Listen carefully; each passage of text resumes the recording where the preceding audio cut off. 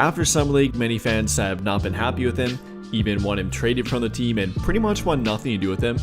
Even reporters have said that his trade value has taken a hit, from Jovan Buha saying that Dalton Knecht's trade value took a massive hit after Summer League, and teams around the league no longer view him as a first-round draft pick. Though, is it actually true here, and should the Lakers give up on him, even at a potentially lower trade value? And is that trade value even correct? Well, according to a new report from Dan Wilkie of The Athletic, it's not correct.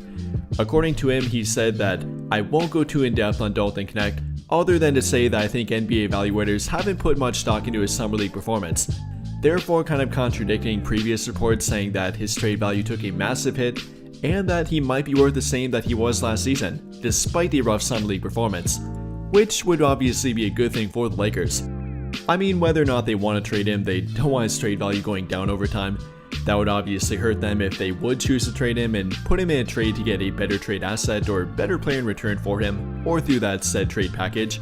Or even if they want to keep him and try to improve upon that trade value, obviously better to start higher than lower, so whatever it might be, the Lakers want his trade value to be higher, want Dalton Knecht to be viewed as valuable around the NBA, and to be able to build off of that, not have to rebuild it from the ground up, which I personally don't think it should be that low to begin with. Talking about the rotation and if Dalton Knecht's even in it, that's definitely up for debate here. Whether you want to say they'll run a 9, 10, or 11-man rotation, that would ultimately depend on if Dalton Knecht will be in there and if he'll be a part of the rotation. And let's say that they run a 9 or 10-man rotation, then I'd say that he probably won't be in there, at least not their every game rotation, and probably would be more matchup dependent at that point.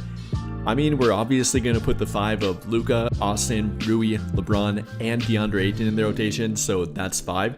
Then adding in Marcus Smart, Jake LaRavia, Jared Vanderbilt, probably even Jackson Hayes for the every game rotation, that's already 9 of them. Then probably having to include Gabe Vincent, that's 10, so